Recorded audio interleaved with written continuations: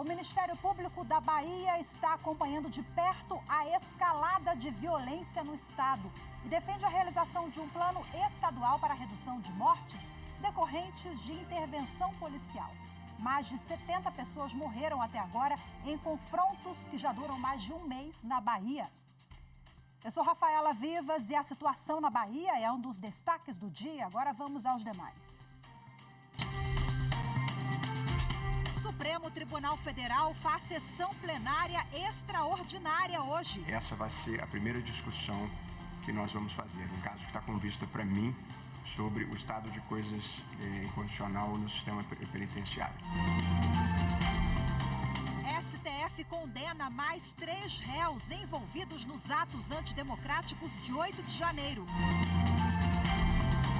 E ainda, Superior Tribunal de Justiça determina que concurso da Polícia Civil do Distrito Federal respeite as cotas para pessoas negras em todas as fases.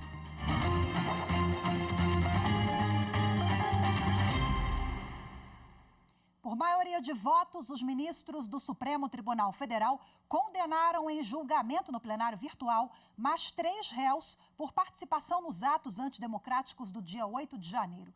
2 processos serão levados a julgamento presencial a pedido do ministro André Mendonça.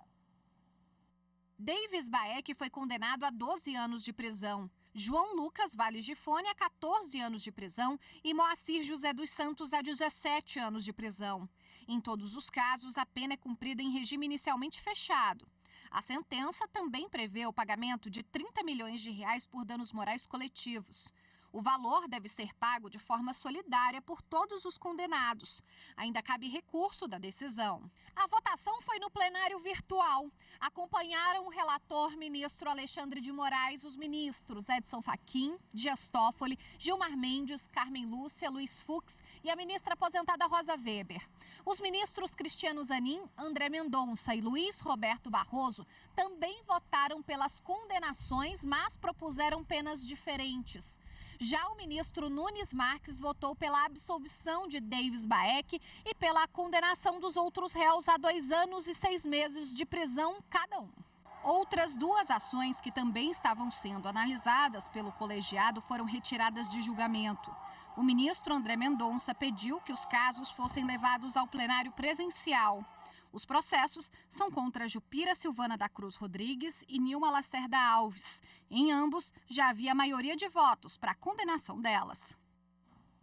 O ministro Nunes Marques, do Supremo Tribunal Federal, suspendeu as quebras de sigilo bancário, fiscal e telefônico e telemático do ex-chefe da Polícia Rodoviária Federal, Silvinei Vasques. A quebra dos sigilos tinha sido aprovada pela Comissão Parlamentar Mista de Inquérito dos Atos Golpistas de 8 de janeiro, no Congresso Nacional. Bom, segundo o ministro, a alegação de que o impetrante está sendo investigado por permitir e incentivar a obstrução de rodovias por caminhoneiros não serve para justificar o afastamento da confidencialidade de dados protegidos por lei. A situação do sistema prisional é o primeiro tema pautado pelo novo presidente do Supremo Tribunal Federal, ministro Luiz Roberto Barroso, para a sessão de logo mais. Marta Ferreira tem os detalhes. Dados da última edição do Anuário Brasileiro de Segurança Pública apontam que a população carcerária do Brasil ultrapassou 830 mil pessoas em 2022. O processo que discute a situação precária dos presídios foi apresentado pelo PSOL em 2015. Para o partido, há um quadro de violações graves e sistemáticas da Constituição no sistema penitenciário brasileiro, que precisa ser sanado por ações conjuntas dos 3 poderes. No mesmo ano, o plenário do Supremo, em decisão liminar, determinou aos juízes e tribunais que passassem a realizar audiências de custódia no prazo máximo de 90 dias e que as verbas do Fundo Penitenciário Nacional fossem aplicadas de fato nos presídios. O mérito dessa ação começou a ser julgado em 2021 e foi suspenso por um pedido de vista. Na sexta-feira passada, o presidente do STF, ministro Luiz Roberto Barroso, anunciou a retomada do julgamento desse processo em sessão extraordinária, convocada por causa do feriado de 12 de outubro, que cai numa quinta-feira. Essa vai ser a primeira discussão que nós vamos fazer, um caso que está com vista para mim sobre o estado de coisas inconstitucional no sistema penitenciário. O Tribunal de Justiça de Mato Grosso e o governo do estado lançaram o programa Concilia Mato Grosso, que tem como objetivo mediar e resolver conflitos no âmbito administrativo e judicial, além de recuperar débitos tributários. Acompanhe agora os detalhes na reportagem de Fernanda Fernandes. Os contribuintes de Mato Grosso com débitos de ICMS gerados especificamente no comércio entre 2014 e 2019, junto à Secretaria Estadual de Fazenda, ganharam uma ótima oportunidade de regularização da dívida, graças a uma parceria entre o Poder Judiciário de Mato Grosso e o governo do estado.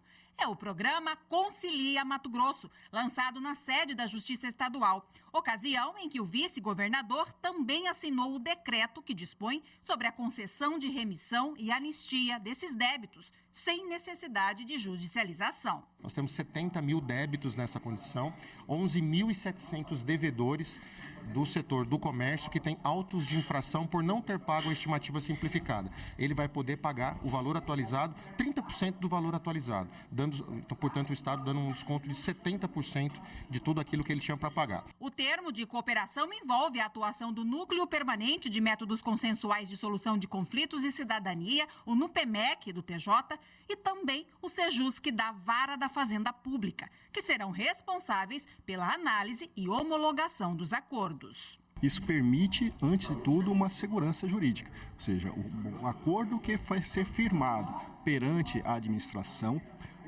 especificamente a Secretaria de Fazenda, será homologado judicialmente. Durante o lançamento do programa, foram destacados os ganhos para todas as partes envolvidas. O contribuinte, ao conseguir quitar o débito, o governo com um aumento na arrecadação e, consequentemente, mais obras em benefício da população, e o judiciário com menos processos em trâmite. Lembrando que a conciliação e a mediação são algumas das bandeiras da atual gestão do Tribunal de Justiça de Mato Grosso. Fundamental e é importante que o Poder Executivo, hoje liderado pelo Mauro, e o Poder Judiciário liderado pela presidente, doutora Clarice, tem essa sintonia, tem essa harmonia e essa visão empreendedora, essa solidariedade cívica que os poderes têm que ter, pensando no bem-estar da sociedade.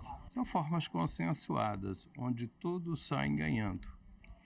E o Poder Judiciário entra como um grande parceiro nessa história, porque, além desse interesse em reduzir a demanda, principalmente traz a pacificação social. A fomentação das parcerias, dos termos de colaboração, tem sido um esforço atrás do outro para que nós tenhamos cada vez mais esse hábito fortalecido entre nós, entre todas as instituições, entre todos os poderes. A seguir, vamos falar sobre a escalada de violência na Bahia. Mais de 70 pessoas já morreram em confrontos entre policiais integrantes de facções criminosas. As informações e os detalhes em instantes. Voltamos já.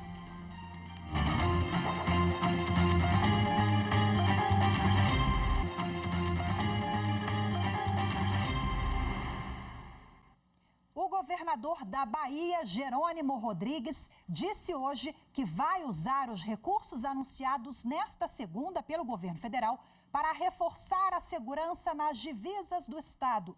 Há mais de um mês, a Bahia enfrenta uma crise na segurança pública. Acompanhe os detalhes com Carolina Chaves.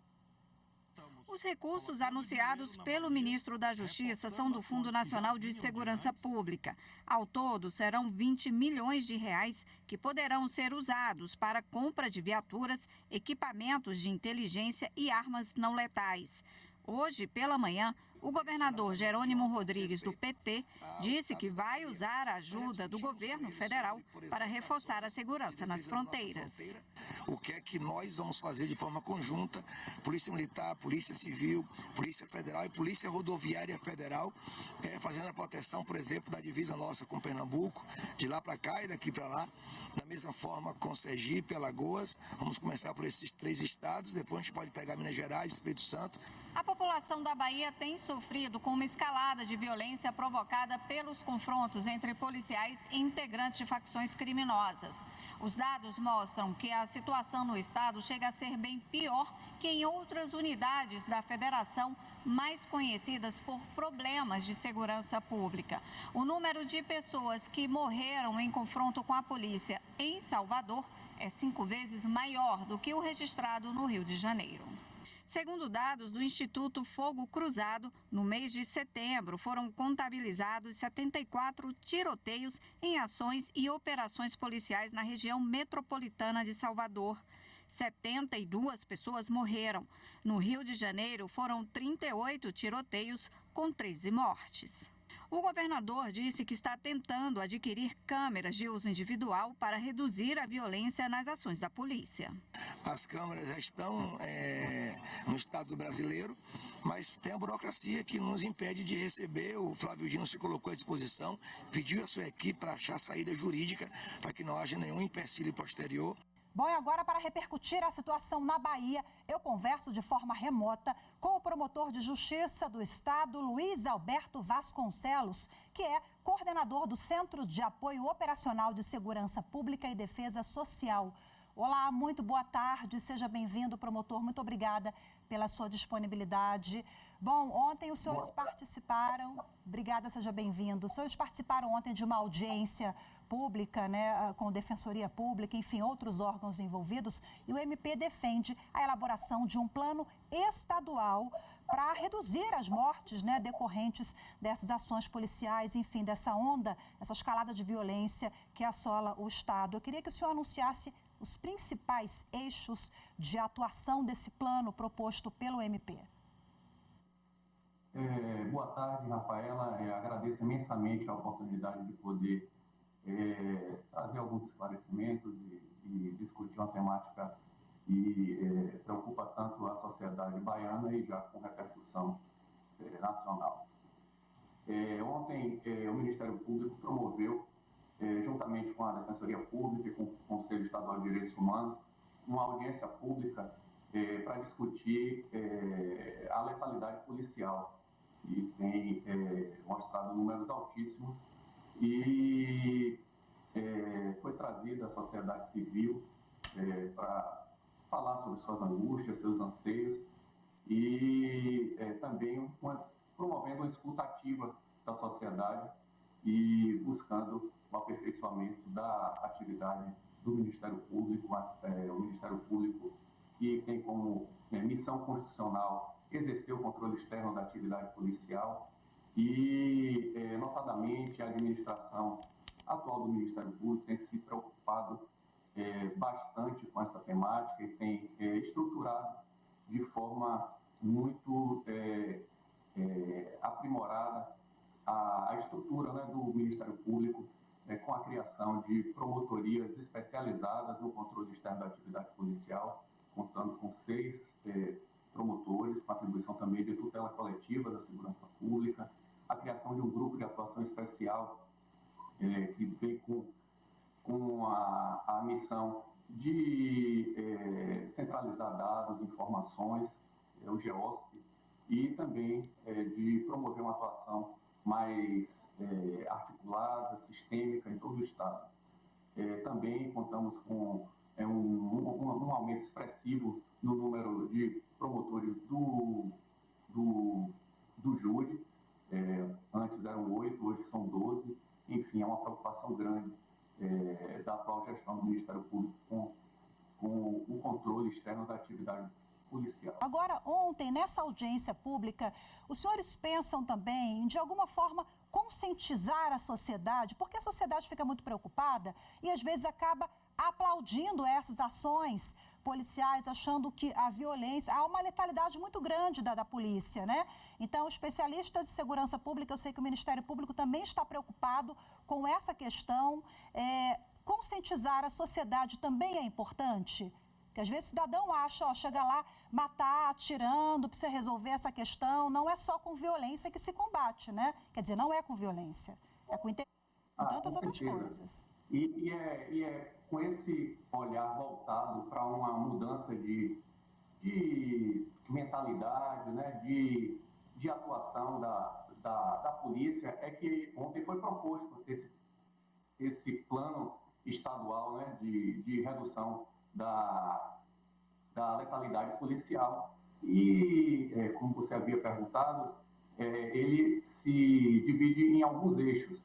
A gente propõe que sejam realizados uma realização de diagnósticos do fenômeno, com mapeamento das regiões mais e menos afetadas, dos destacamentos policiais e guarnições com maiores índices de letalidade, e assim também do perfil das pessoas que foram alvo dessas ações, melhor formação dos agentes públicos envolvidos, mediante capacitação e qualificação contínuas, inclusive em direitos humanos, instituição de POPs, procedimentos operacionais padrões para balizamento objetivo de atuação policial, controle rigoroso de armas, esse é um ponto importante, controle rigoroso de armas e munições, com ênfase na rastreabilidade do material bélico e no fomento à aquisição e uso de instrumentos de menor potencial ofensivo, modernização e incremento dos equipamentos periciais franqueados ao Departamento de Polícia Técnica e Medicina Legal, já que há também verificado uma certa deficiência na produção dessa prova pericial. É preciso incrementar e melhorar a produção dessa prova. Outro ponto também importante proposto no plano de redução da letalidade policial é o resguardo e proteção dos direitos das vítimas e de outras pessoas atingidas pelas intervenções policiais, garantindo-lhe o atendimento por equipes multidisciplinares,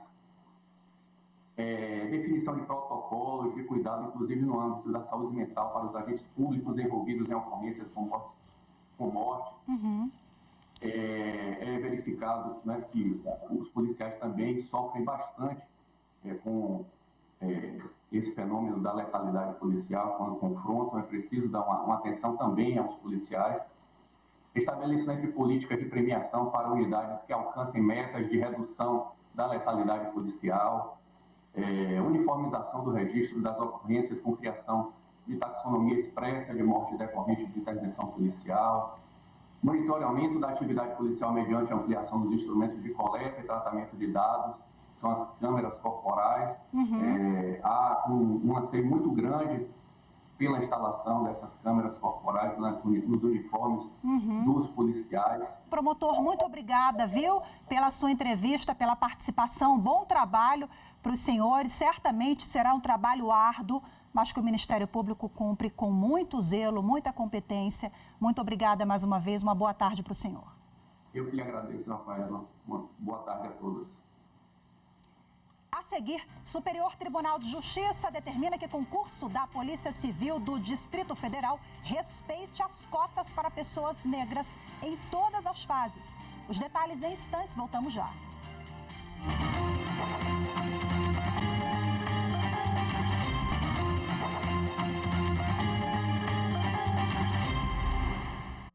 A ministra Regina Helena Costa, do Superior Tribunal de Justiça, determinou que o concurso da Polícia Civil do Distrito Federal respeite as cotas para pessoas negras em todas as fases. Mais detalhes com Jéssica Castro.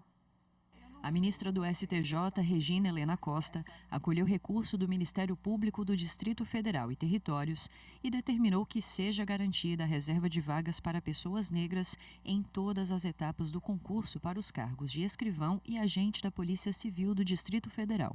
O Ministério Público do DF sustentou que os candidatos negros aprovados na prova objetiva, com pontuação suficiente para ter a prova discursiva corrigida nas vagas de ampla concorrência, deveriam ser contabilizados apenas na lista geral, abrindo espaço para que mais pessoas negras avançassem no certame pela lista de cotistas. O Tribunal de Justiça do Distrito Federal e dos Territórios negou o pedido. Ao analisar o caso no STJ, a relatora, ministra Regina Helena Costa, explicou que a legislação que instituiu a reserva de 20% de vagas para pessoas negras em concursos estabeleceu que candidatos negros devem concorrer simultaneamente às vagas reservadas e às de ampla concorrência, de acordo com a classificação no concurso. Assim, os candidatos negros aprovados dentro da ampla concorrência não devem ser computados para efeito de preenchimento da lista de cotistas. A relatora lembrou ainda que o Supremo Tribunal Federal já reconheceu a constitucionalidade da Lei 12.990 de 2014 e afirmou que os percentuais de reserva de vagas devem ser aplicados em todas as fases do certame para promover a política pública de cotas com máxima efetividade. O Tribunal Superior Eleitoral promoveu audiência pública para discutir incentivos para candidaturas indígenas. Amanda Mustafa tem as informações. O evento teve como objetivo ouvir contribuições sobre políticas de incentivo a candidaturas indígenas, como a distribuição dos recursos do Fundo Partidário e do Fundo Especial de Financiamento de Campanha e a divisão do tempo de rádio e TV. O debate foi convocado pelo ministro Nunes Marques, relator de consulta sobre o tema apresentada ao TSE. A audiência pública revela-se como importante instrumento de construção de soluções a partir da concepção de democracia deliberativa, viabilizando diálogo amplo e inclusivo.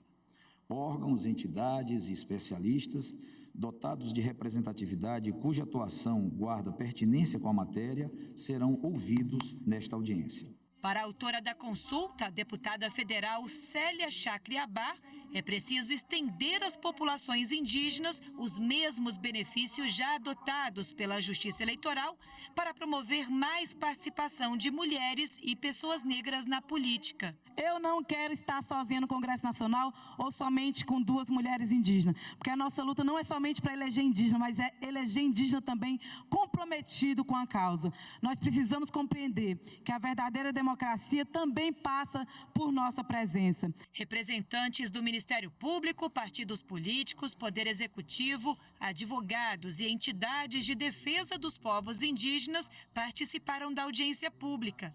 A presidente da FUNAI, Fundação Nacional dos Povos Indígenas, disse que a iniciativa do TSE é importante para reparar um problema social. Nós temos toda a vontade de participar tanto da gestão do governo e do Estado brasileiro e em todas as esferas, em todas as instâncias, seja no Parlamento brasileiro, seja no Executivo, seja no Judiciário. Ao final da audiência pública, o ministro Nunes Marques ressaltou que é possível contribuir até esta sexta-feira, 6 de outubro, pelo e-mail gabi.nm@tse.jus.br. Hoje ficamos por aqui. Muito obrigada pela sua companhia. Ótima tarde. Até amanhã. Tchau, tchau.